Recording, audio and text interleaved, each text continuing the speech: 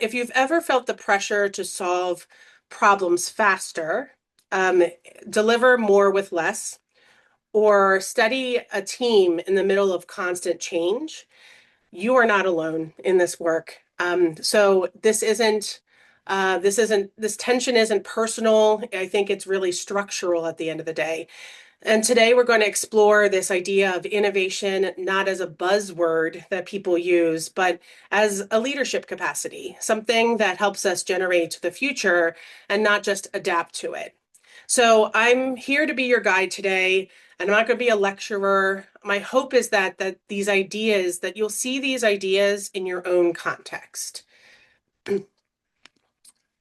So a little orientation to me, I've spent more than 20 years working with organizations across the public, private, and nonprofit sectors to build cultures of innovation, rooted in empathy, resilience, and emotional intelligence. And I help organizations move beyond these old patterns that we're stuck in to create healthier, more emotionally intelligent, and high-performing teams. So my work has spanned multiple projects, Culture Shift Studio.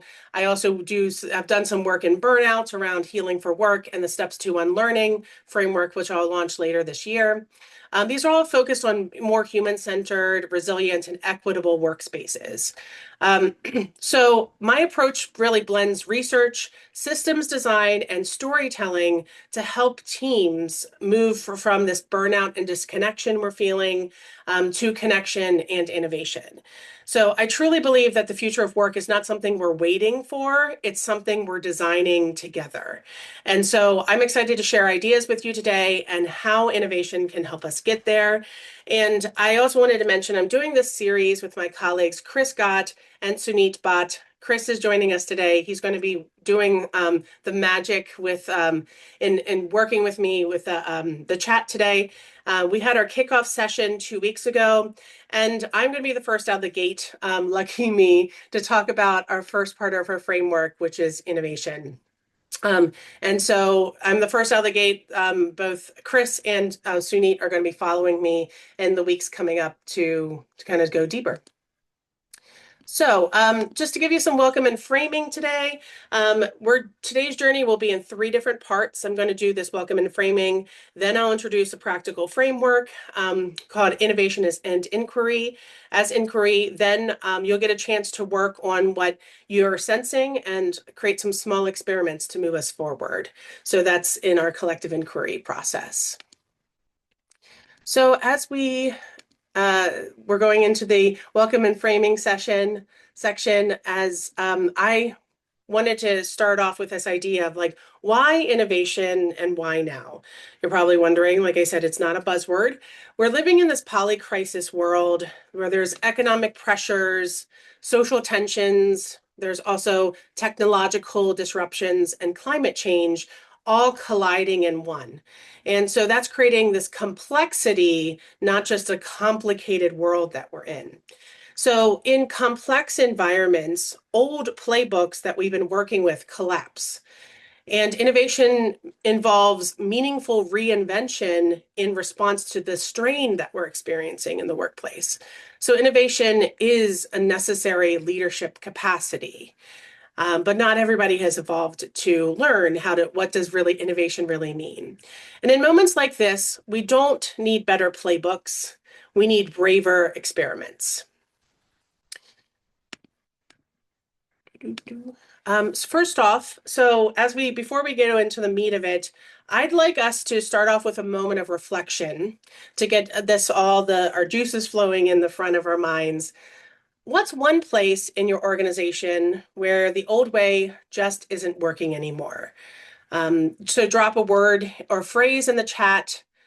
I'm going to let you populate these ideas while I'm helping to define a key term that will be helpful for the session. So take a moment. I'm going to give you a moment for you to think about what is something where the old way isn't just working anymore. I'll give you like 30 seconds to think about that. And then I'll go into the next slide.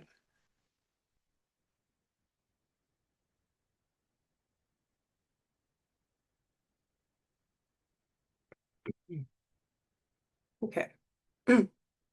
So While that's populating, come back to this question after this next slide because I think it's important for us to share what my current definition of what innovation is.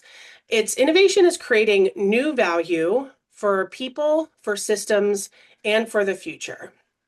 So too often innovation gets reduced to this buzzword, something that's flashy, maybe a fancy product launch. But true innovation is creating something meaningful, so something that has sustainable value that improves people's lives. It strengthens the systems that we work in and supports a healthier future overall. So it's not just about creating something new, it's about making something better. So when we talk about innovation today, I want you to keep that in mind. So we're talking about new ideas that serve people, that support healthier organizations, and that we can endure in this complex world that we're in. And so that's what makes innovation this leadership capacity. It's not just a set of tools or this new shiny thing that we're working with. So um, Chris, so that's the topic for today. But Chris, let's talk a little bit about what's coming up in the chat for us. So we've got a pretty consistent theme here about sharing information, top-down leadership, and really how are we navigating this information throughout the organization, Amy? So you want to speak on that a little bit? I'm like checking out the chat while we're doing it. So, um, top-down leadership, um, procurement, yes, in a public sector agency. I'm seeing sharing information, knowledge management, institutional knowledge. So yeah, that's these are wonderful thoughts and ideas. Top-down leadership with no input from employees. That is actually there's a book called New Power that came out in 2018. I talk about it pretty significantly in my book. That talks about this movement from this old power dynamic that is coming from the Industrial Revolution, where it's top-down command and control. You do what I tell you to do, and there's this new power dynamic that's been pushed forward with technology, social media, et cetera, that is talking about this participatory way of being with each other and sharing power. And that is something that has unfortunately not always been embedded into the systems that we work in. And so, Abram, I see that you have true collaboration instead of being focused primarily on siloed metrics.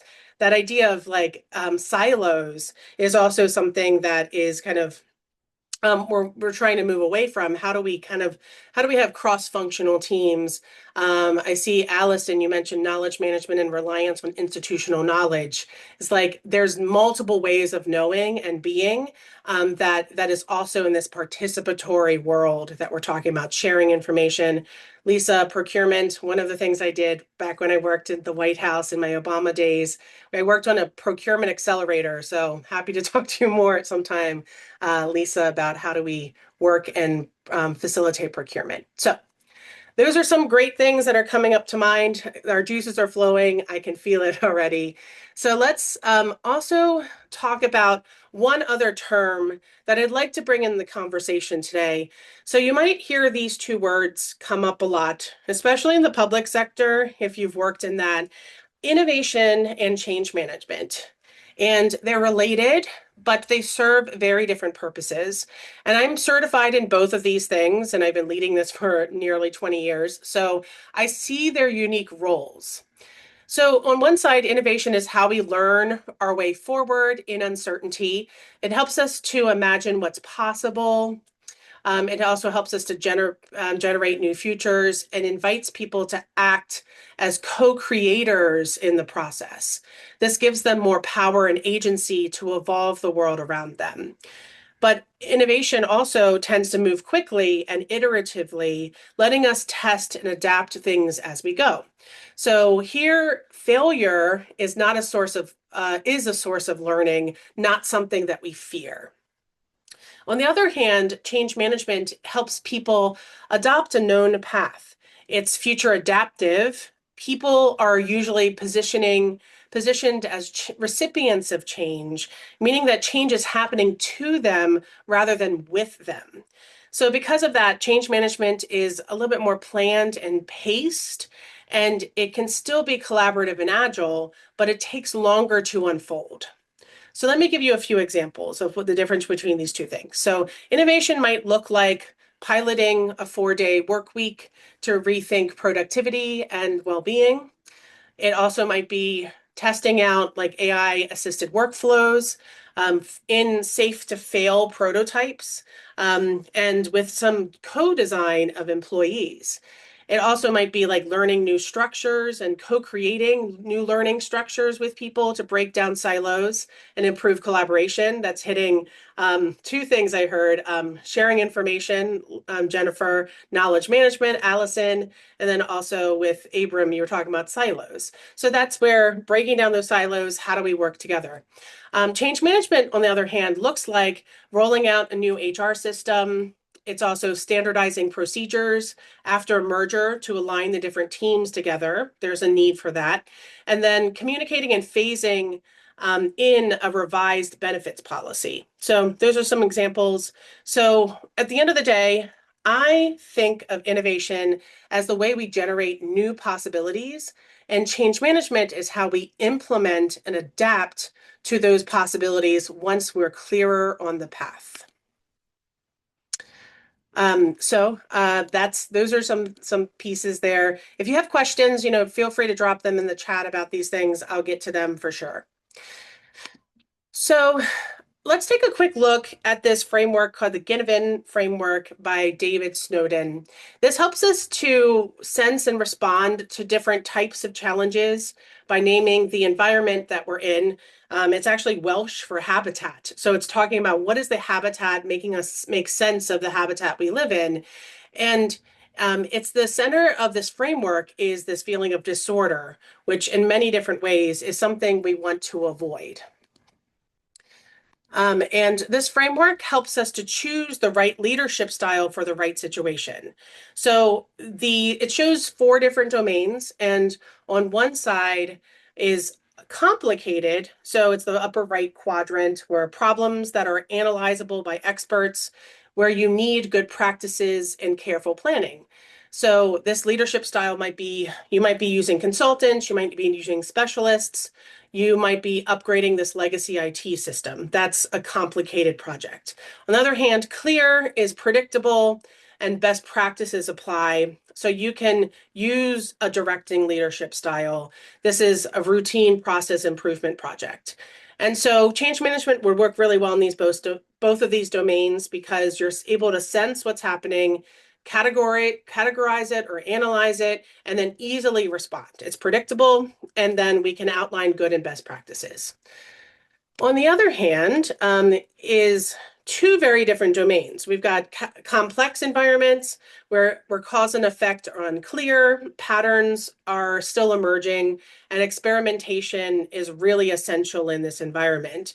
So here, facilitation and co-creation matter the most because this is where innovation lives. It's a space to test, to learn, to adapt to each other and together. Then there's also chaotic. So you can probably sense that we're in either a complex or chaotic environment, sometimes chaotic, sometimes complex. So those are highly unpredictable situations where there's no time to analyze. You must act fast and stabilize before making sense of what's happening. So leadership here is being decisive. So for example, in a hospital situation, you want to have a doctor take control when somebody's coding on a table, right? But in other circumstances, you might not need to have that, right? But in a chaotic situation, you need somebody to take control. And then the main point here is for you to get to a place where things are stable in a chaotic environment so that you can get to a place of facilitation.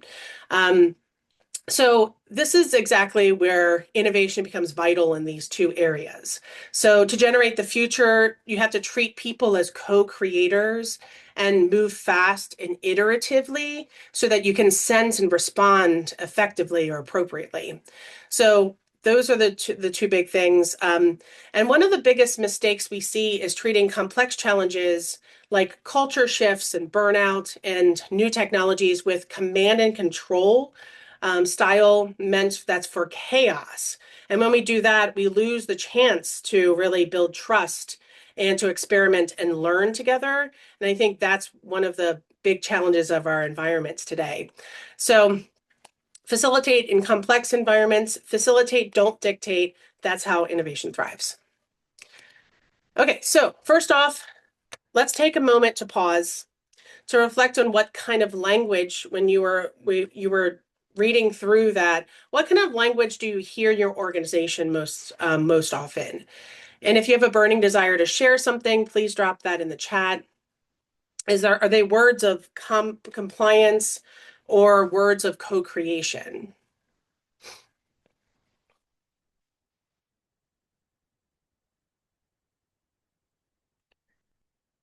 So as you're putting your topics in there, I'm going to start talking about this amazing tool that I have been working with for the past few months that I think I'm showing to some public environments for the first time. So let me drop your thoughts in there. What language are you hearing?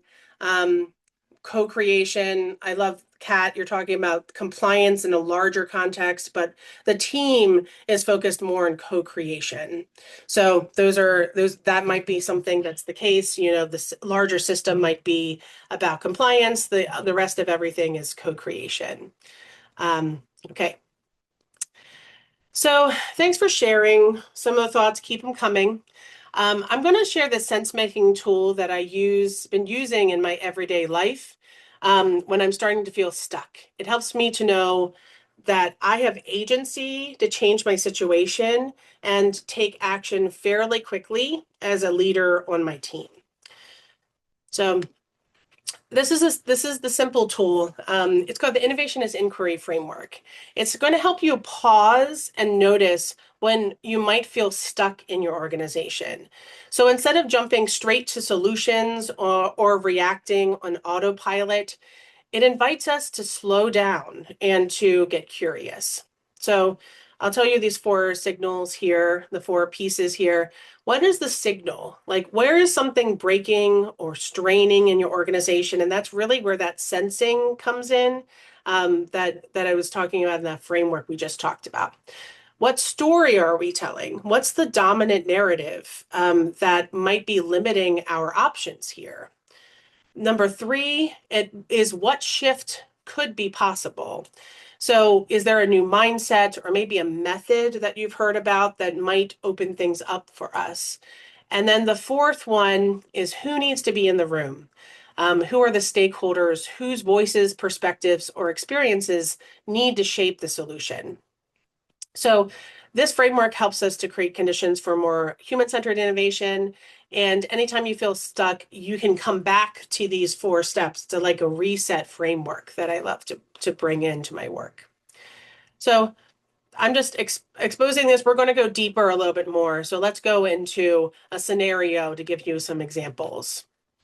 So let's put this into practice together. The scenario, I also want to hear in a moment what's coming up for you in your own organizations. So I'm describing these scenarios. As I'm describing these, see what resonates. That's what the point is for the next few minutes. So this is something we can all relate to, trying to introduce AI tools. We're simultaneously being asked to adopt new tools, but we're also being asked to do more with less. So the signal in this instance might be, people might be experiencing anxiety, disengagement, or fear about AI adoption for various reasons, actually. You may be sensing that there's unclear guidance on use, and that is a challenge unto itself. But the overarching story from your workforce might be AI is going to replace us and AI will take our jobs. And this idea of fear and anxiety and disengagement is actually something that is going to keep us in that mindset around AI is going to take our jobs, right? Some other people might be like, this tech stuff is just another trend. So in this instance, you kind of have to understand what is the dominant narrative that most people are saying, and there might be multiple narratives. The third one is the shift. So the shift is to move from this fear-based rollout that's experiencing to a co-design opportunity. So you can invite people to experiment, to give feedback, and to shape how these tools are used. So it's essentially like helping to squelch the idea of this fear. And one of the fear pieces of fear that you can how to overcome fear is through this idea of generosity. So how can we like have AI become more generous with each other and get to talk and have conversation with each other in this work? And so the last piece is the stakeholders. So if you start including employees, maybe the legal teams, end users, and or customers, we call them too, our clients. So this is allowing us to have, instead of these top-down solutions, it's where we lead through listening, safe to fail experiments, and then shared learning. Okay, so what's how is this resonating with you with this scenario? Where are you currently getting stuck? And do you have any specific things that you're hearing in your organization? You can come off of mute, drop something in the chat here. I'd love to get your take on that. Okay, Jennifer, you're saying, I hear all of these terms, but what's really resonating here is how people tend to use the wrong approaches for a given type of problem. Yes. See, that's, the more you know, it's kind of like when you know that you're using the wrong approaches in the wrong place. That's why these frameworks are really helpful. Allison, I see that you raised your hand. Do you want to talk a little bit? Yeah, thank you. Yeah. Yeah, so this is actually very timely. I just joined Women Defining AI. It's a membership Ooh. organization, and it's kind of helping to both, teach women how to use AI, but discuss like the ethical practices and how to, train the algorithms to reduce the bias towards men. So it's really interesting. But in terms of organizational usage, I think the organization I came from was really slow and still is slow to adopt AI. And because I think they were waiting for like the right tool and they were going really slow and they were treating it, like you said, like a change management project. They were trying to find like the right solution to roll out versus being like, how should we use it? What are ways to use it? Like, what tools are people using, because I imagine in the absence of guidance that a lot of people were already using AI and just not talking about it, and so they were really missing an opportunity to collaborate, especially with generations that are more adept to using tech day to day. So it was really a lost opportunity, I think. Mm-hmm. Yeah, I see that. Exactly. It's like an opportunity, like instead of something that we're just kind of like sweeping under the rug. It's like if you get ahead of it and like, you don't need to know all the answers. And I think that's one of the challenges that leaders have too, is being like, I need to know everything about AI before we do. We'll never know everything you need to know about AI in the world. It's a continuous learning process, right? And that's where innovation works really well, because you can do one pilot today, and then a month from now, you can do another pilot, and experiment. And then like it just getting in that mindset of like, what's a small experiment that we can do? Will like, and you, over time, all of those small experiments will help you and evolve things for you and the team and the organization too. So, and every team could do an experiment. How crazy would that, amazing would that be if everybody was experimenting there? So, Jennifer, you have your hand up too. Hey, and maybe this is actually picking up. I see a comment from Kat in the chat about AI adoption being a business problem. So I don't want to totally steal your thunder here, but I think something that this framework could be useful in doing is actually just asking some more questions about what the nature of that first signal is. If you're looking for where something is breaking, I think maybe we're seeing anxiety or disengagement or fear about the AI tools being introduced, but where are the actual problems that we're looking to solve with those AI tools? And I think, by we could progress through these additional steps and move towards reframing co-design opportunities or introducing pilots, and those are great ways to kind of introduce bite-sized approaches, but it's also possible that upfront there isn't really a problem that we're solving for that's actually core to the business need. So I think there's opportunity within this to use this to dig a little deeper, which is great. Mm-hmm. Absolutely. Yeah. That's essentially like the process. Like there's also a New York Times article that came out recently about like AI integrator, like business integrator, which is like the wave of the future. AI is creating jobs, right? So you can integrate problems with like how do you integrate that into the business side of things, right? So that is 100% like the direction we need to start thinking about is like what are the problems, right? And that's where the sensing comes in, right? Is like what is breaking around me? What are the things that are needed? Or even something that's like a pain point that your team is experiencing. How might we use AI to solve this problem, right? Or to create an approach to solving this problem. It's not just a silver bullet solution. And something that Kat and Jennifer, you were just talking about. One thing I think about is that tech is an enabler, right?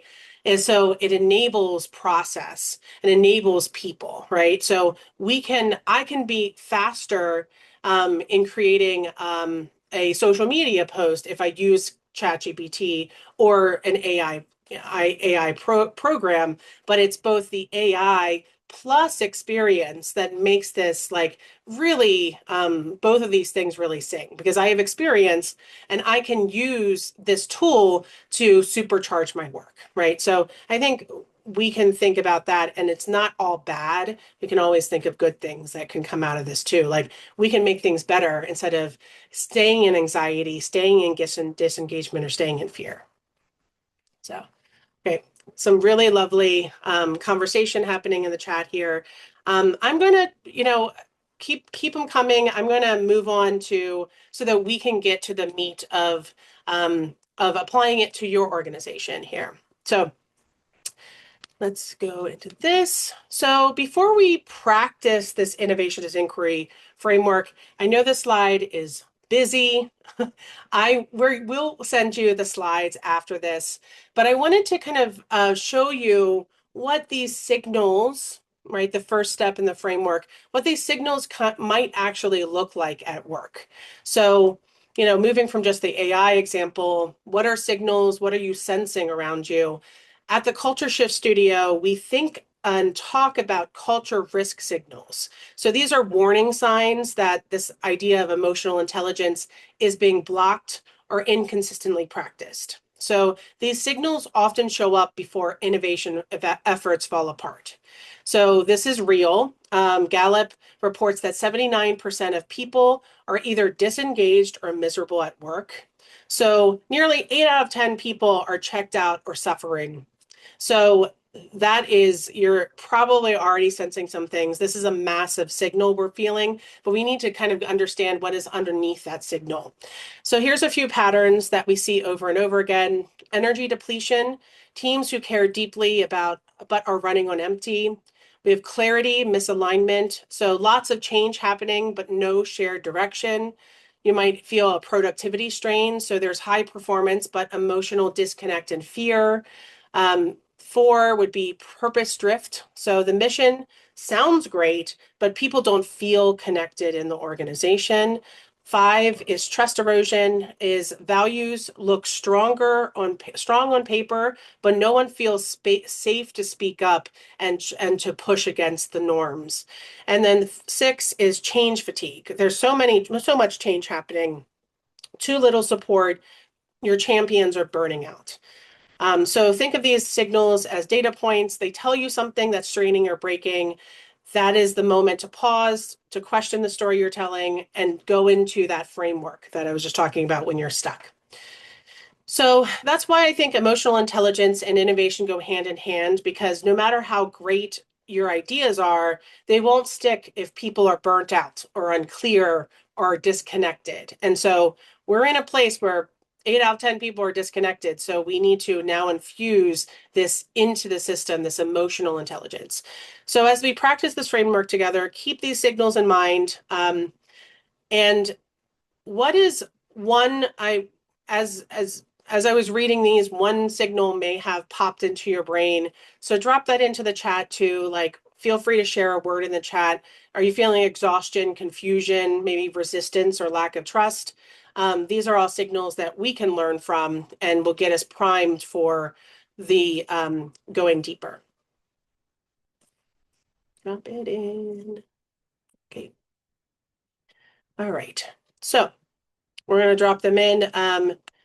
So now we're going to take a few minutes to see how you can use this framework right now in your workplace to better collaborate and do some experimentation. We just showed the six signals. On the next slide, I'm going to show you the framework again so you can go deeper in defining these 4 elements. Chris is going to drop in the chat into the chat prompt in here. So I'm going to give you, looking at the time here, I'm going to give you about 4 minutes for you to take a problem that you're experiencing in your workplace and apply this innovation as inquiry framework. So looking perhaps at the what came up for you in that moment a few minutes ago where you talk about signal, then you go deeper into the framework. So the main point here is we want to get at the end of this experience to one small brave experiment you can try with your team.